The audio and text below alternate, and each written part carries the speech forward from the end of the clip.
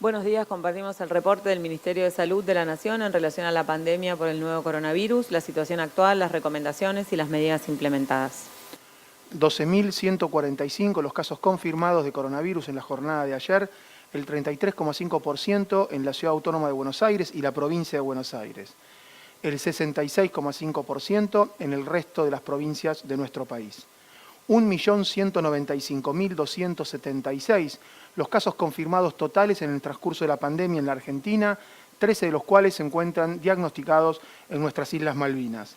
El promedio de casos diarios en los últimos 7 días actualmente es de 11.239 y la tasa de incidencia, los casos cada 100.000 habitantes, es de 2.634. 32.052 las personas fallecidas por coronavirus en la Argentina. La tasa de letalidad es del 2,7% respecto al total de los casos confirmados. La tasa de mortalidad, la cantidad de personas fallecidas por millón de habitantes, es de 706. Actualmente se encuentran bajo cuidados intensivos casos confirmados de coronavirus en una cantidad de 4.854. El 32,9% en establecimientos de la provincia de Buenos Aires, el 32,5% en Córdoba y el 3,7% de los casos COVID internados en UTI se encuentran en la provincia de Santa Fe.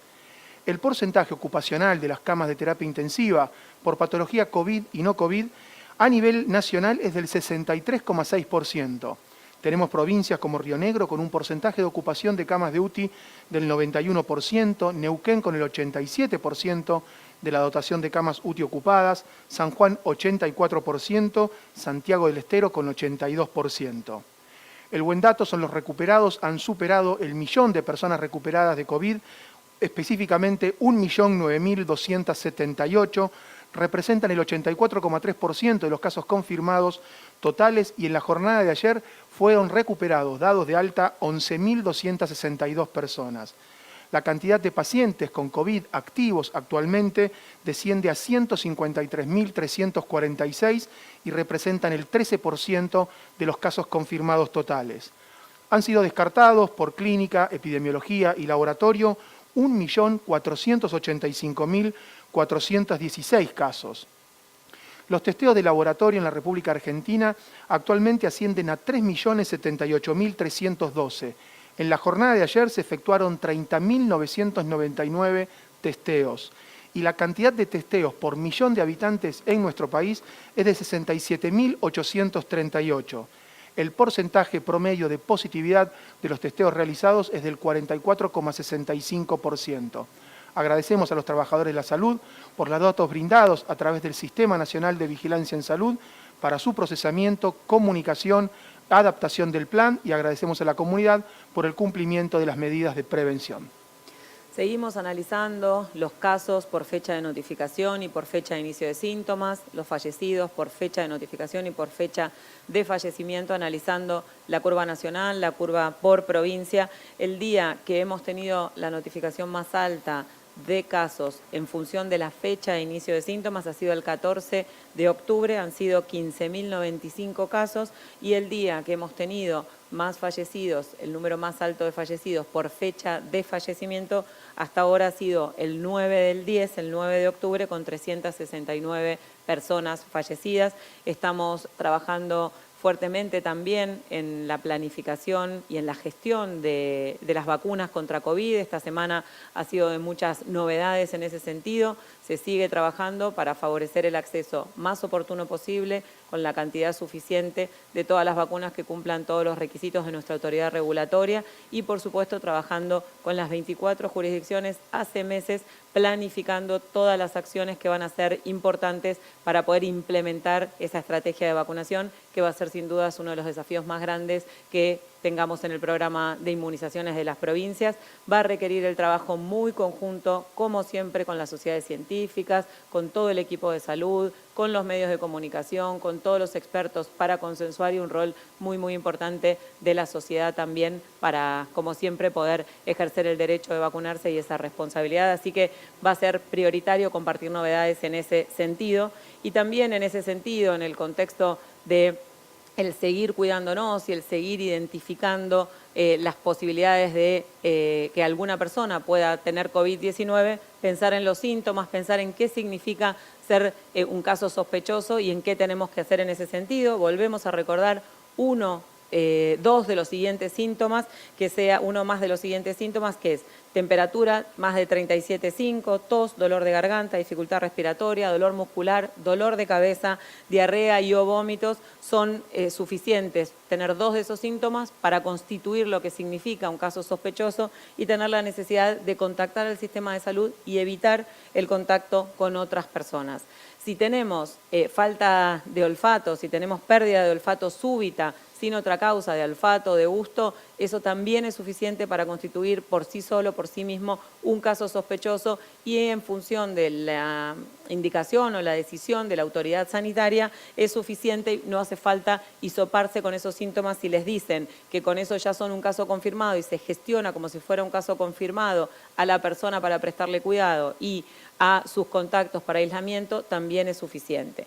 Entonces, también recordamos que en situaciones de alta incidencia o en función de lo que determine la autoridad sanitaria jurisdiccional o local, siendo contacto estrecho, siendo conviviente o habiendo tenido contacto con un caso confirmado, con estos síntomas se puede confirmar por clínica y epidemiología, no haciendo falta el testeo, ya sea por hisopado, por test rápido, por PCR o por algún otro método. Así que en ese sentido, bien importantes son las recomendaciones, no minimizar los síntomas, no demorar el contacto con el sistema de salud, evitar el contacto con otras personas hasta que podamos tener las indicaciones del equipo de salud, no automedicarse. Es muy importante y también es muy importante hacer la diferencia entre situaciones habituales que podemos tener como reacciones alérgicas o alguna otra enfermedad subyacente que requiere una consulta.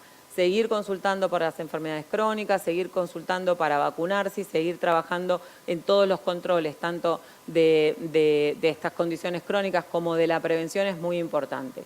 Si nosotros, si cada uno, si cada una puede plantearse la posibilidad de minimizar el riesgo de ser contacto estrecho de alguien, va a ser muy importante para interrumpir la cadena de transmisión, seguir fortaleciendo el descenso de los casos y disminuir la tensión del sistema de salud. Más de 2 metros de distancia, tapaboca, ambientes aireados, preferir los ambientes abiertos, lavarnos las manos, toser o estornudar cubriéndonos la boca con el pliegue del codo, con el barbijo y, por supuesto, si tenemos síntomas, ejercer esa responsabilidad del contacto con el sistema de salud y focalizarnos en no ser contacto estrecho de nadie. El doctor Pascual Fidelio, que es el director de la ANLIS Malbrán, va a compartir con nosotros el trabajo que viene haciendo la institución desde el inicio de la pandemia con todas las jurisdicciones. Hola Carla, hola Alejandro, un gusto compartir la mesa. Quisiera contarles el rol de ANLIS Malbrán en la pandemia. Esto comenzó un trabajo arduo desde el mes de febrero de este año. En marzo de este año detectamos el primer caso positivo de coronavirus en Argentina. A partir de ahí se inicia un camino de capacitación a todas las jurisdicciones del país para poner a punto la técnica de biología molecular para testear el coronavirus. Así es que hasta la fecha, y a través de ANLIS Malbrán y el Ministerio de Salud de la Nación, se han entregado más de 850.000 determinaciones a las 24 jurisdicciones. Pero el rol de ANLIS Malbrán no se centra solamente en test diagnósticos, sino que también se hace investigación y desarrollo. Estamos trabajando y evaluando y asesorando a distintas jurisdicciones sobre el uso de diferentes test, sobre el uso de agentes sanitizantes, sobre la utilización de equipos para sanitizar transporte público, aviones, camiones, colectivos, etc. Además, asesoramos a las jurisdicciones y a las universidades respecto de qué test utilizar, de qué equipamiento utilizar y cuáles serían las condiciones más adecuadas para montar laboratorios de biología molecular. Así que para nosotros es un orgullo pertenecer al Ministerio de Salud de la Nación y trabajar a brazo partido para que podamos generar mejor calidad de vida para todos los argentinos.